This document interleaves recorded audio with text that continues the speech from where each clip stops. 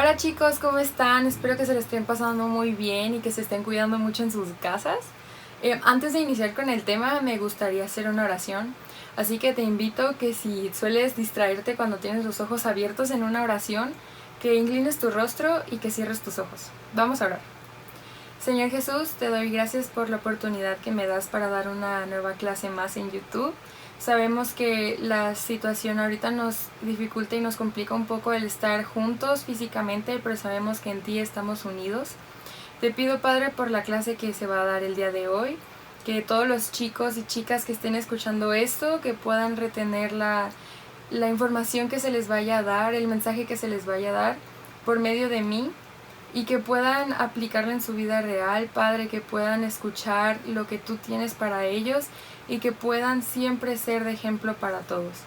Te pido que nos guardes y que nos sigas ayudando como lo has hecho todo este tiempo. En el nombre de Cristo Jesús. Amén. Ok, el título se llama Manos a la obra. Y lo que yo quiero tratar con este mensaje es que puedan comprender que Dios anhela que su pueblo siempre esté dispuesto a poner las manos en su obra.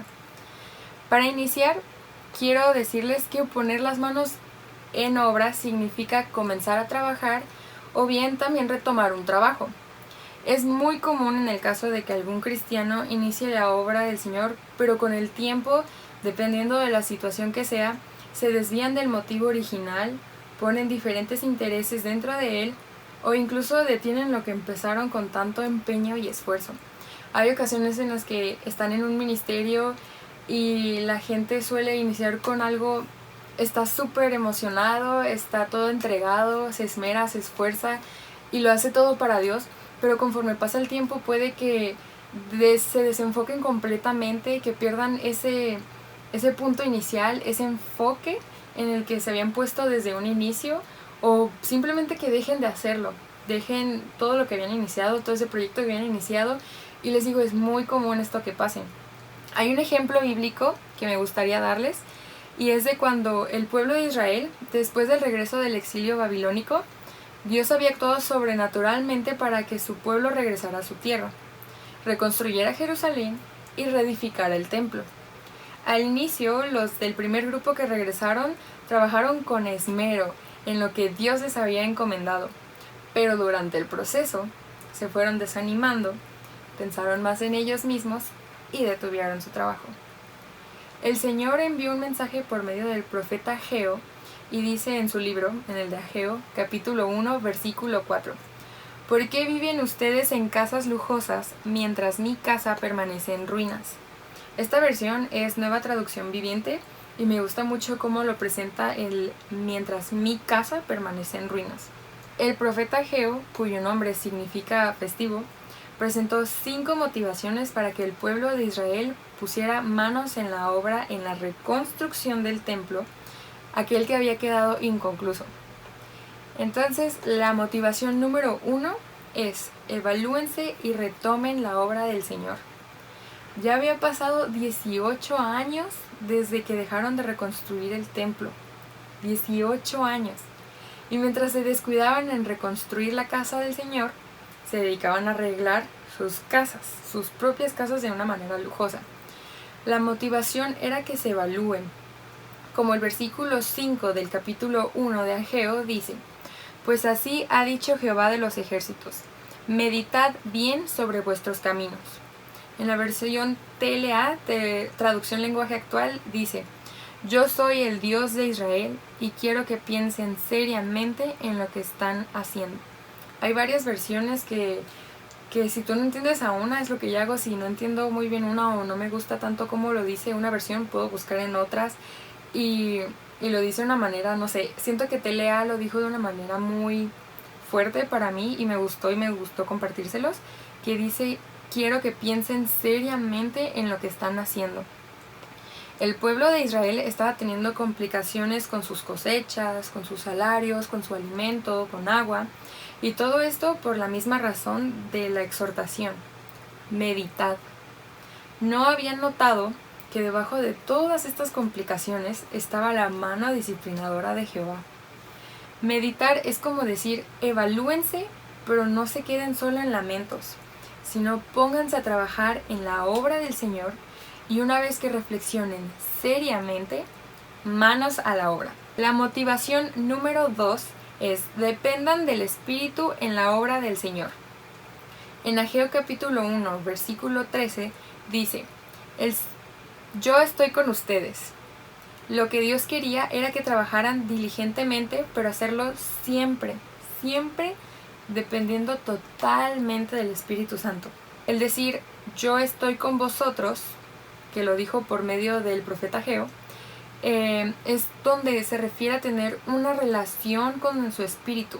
Y de esta forma, Dios les ofreció su dirección. Algo muy importante que quiero recalcar es que sin la luz de Dios, entregada por su palabra y el ministerio del Espíritu Santo, nosotros como humanos simplemente no podemos ir muy lejos en la obra del Señor. La motivación número 3 es esfuércense y mejoren la obra del Señor. En el capítulo 2 de Ageo vemos que el entusiasmo de nuevo se vuelve a enfriar. Varias cosas les causaron entrar en una depresión espiritual, pero Dios les anima recordándoles lo bueno que se había visto en el pasado y anunciando lo bueno que venía en el futuro.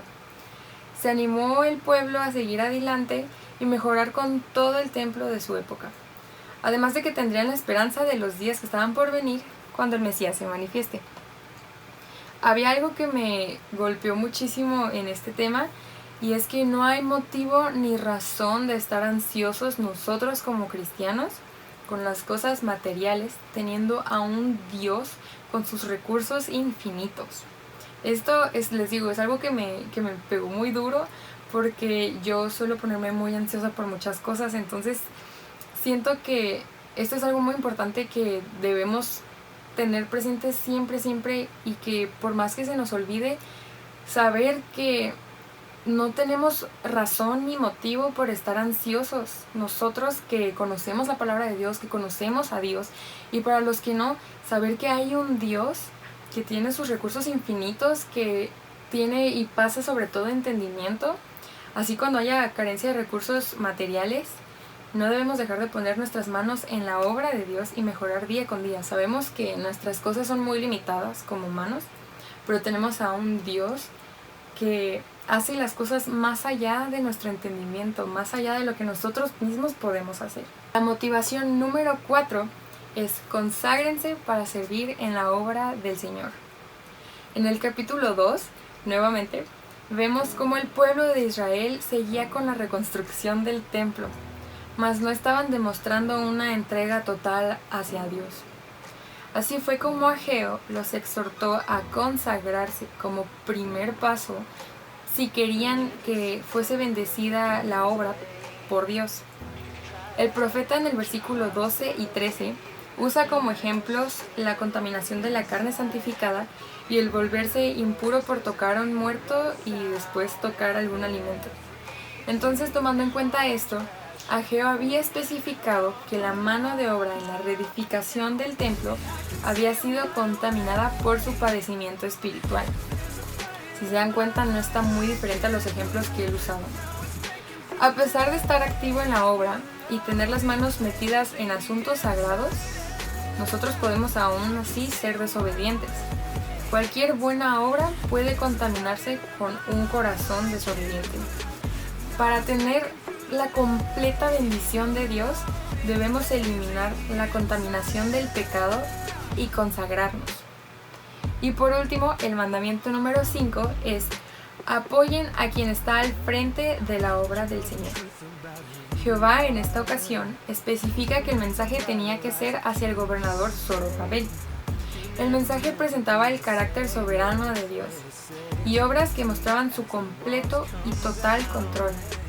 Cuando el pueblo se sentía desmoralizado, Dios habló a aquel líder político, recordándole que pertenecía a la casa de David y que Dios había dado promesas en cuanto a la descendencia de este rey, y lo comparó con un anillo de sellar. Quiero hacer una pequeña pausa aquí para explicar lo que es esto del anillo de sellar. El sello era un anillo con el nombre de su dueño grabado en él y se usaba para marcar una marca de posesión o de autoría. estaba en internet buscando cómo podía explicárselos de una manera más sencilla y leí por ahí algo que me gustó en una frase y cito: un sello equivalía a una firma en un mundo donde la mayoría de la gente no escribían. Así, Zorobabel sería la firma de Dios, su líder con autoridad entre el remanente. Dios siempre, siempre estará complacido con los que le obedecen y de aquellos que saben ser leales a los siervos que Él pone al frente de su obra, así como en este caso era Zorobabel. Y para no dejarlos con la intriga, y un pequeño spoiler si no han terminado de leer todos los libros de la Biblia o al menos el libro de Esdras, el templo efectivamente se terminó. Y bueno, a todo esto debo reconocer también a Ageo, al profeta, que fue una persona que demostró estar al frente de la obra, fue obediente a su llamamiento y se dedicó y consiguió algo muy difícil: levantar el ánimo de un pueblo entero y del pueblo de Israel. Y para terminar, me gustaría que meditaras con esta pregunta: ¿dónde están mis prioridades hoy? La Biblia nos da bastantes motivaciones para que sigamos poniendo las manos en la obra del Señor. Yo te invito a que medites la clase de hoy, que la analices, que la reflexiones y cheques en qué punto estás. Y si nos hemos desviado, descontinuado o cambiado de prioridades, entonces es hora de poner manos a la obra. Bendiciones.